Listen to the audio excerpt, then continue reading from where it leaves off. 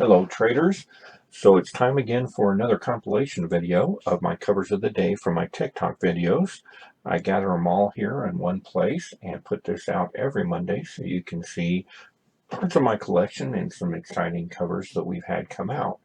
I'm starting to kind of streamline this a little bit. On Tuesdays, I will put out a video on what I think is the best DC cover of the week since they start releasing on Tuesdays. Wednesdays, I will do the same for the Marvel comics, because Wednesday being New Comic Book Day for Marvels. And then if I do pick up any independent books, I will be putting those out on Thursday. I've gotten to the habit where I'm typically doing an indie book. And then following that on Sundays, I will post a book from my personal collection. So without any further ado, these are the covers of the day for the week of September 27, 2020. Hey traders, today's cover of the day is Spectacular Spider-Man number 101 from 1986, cover by John Byrne, beautifully used in negative space. I've always loved the black and white with the symbiote costume. The book has pencils by Juan Alcantara and script by Carrie Burkett. It's the Echo storyline. Spectacular Spider-Man 101. Hello traders. Today is Tuesday, New Comic Book Day for DC. And so what I'm going to do is I'm going to start highlighting my favorite DC covers of the week on Tuesdays, and I'll do Marvel on Wednesday, and any independents that I think should be noted on Thursday. So this week, by far the best DC cover, Action Comics number 1025, the B trade dress variant. Of course, this is written by Brian Michael Bendis, art by John Romita and Klaus Janson. This beautiful cover by Louis Perillo shows us a transformation between Clark and Superman. This has been an outstanding run on Superman, and I think this picture just ties it all together, the balance between the Kent and the Superman personalities. Hello traders, it's Wednesday, and as promised, our Marvel cover of the day. We're going to bring you a two for today. Alex Ross Timeless Portraits. First one is Immortal Hulk number 37. This is the B cover. The second is Immortal She-Hulk number 1, the Marvel one-shot that came out this week. Both written by Al Ewing with spectacular cover art by Alex Ross. As we all know, not a huge fan of Alex Ross in comic books, but these portrait covers, the timeless covers, spectacular use of color and really show off his skills. Really pleased to be getting this set. I really like his use of the greens. I think the Hulks lend themselves very well to Alex Ross's style.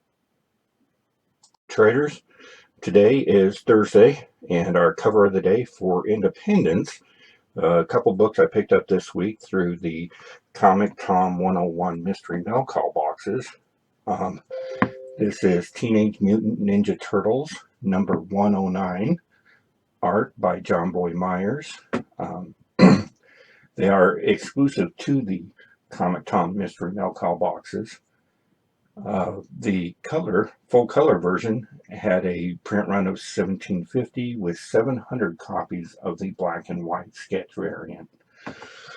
They were rotated, they were one per box. You either got one or the other, so I got these in two different boxes. Right now they're topping about $25 to $30 a piece. Beautiful sketch variant for the Teenage Mutant Ninja Turtles 109. Hello traders, today's cover of the day is Walt Disney's Mickey and Donald from November 15th, 1989.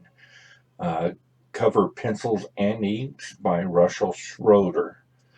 I really like these old Disney series. This is an anthology series, So this book contains 2 stories by different writers. First one, Scripts, Pencils, and Inks by Bill Wright, 20-page Mickey Mouse story. And the second one is a 10-page Donald Duck story. Script, Pencils, and Inks by Carl Burks, colors by Susan Daigle. I love the Disney books. They did a great job with the coloring. Very simplistic designs. Takes me back to a simpler time, of course. Who knows what evil lurks in the hearts of men? The Shadow. Today's cover of the day is The Shadow number 2 from December of 1973.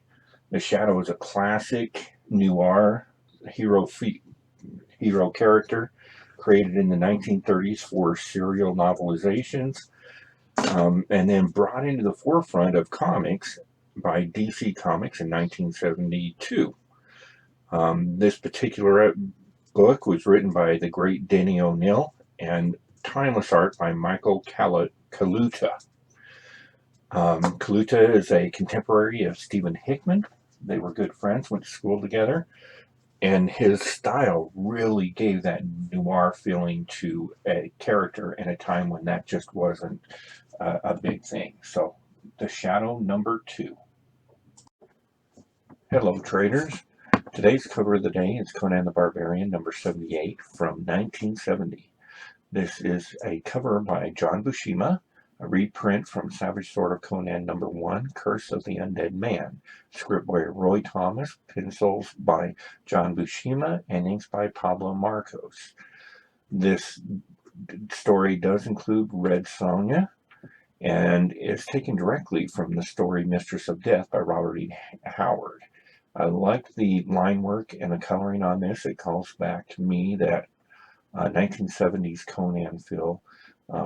Growing up, being a fan of the Arnold Schwarzenegger Conan the Barbarian.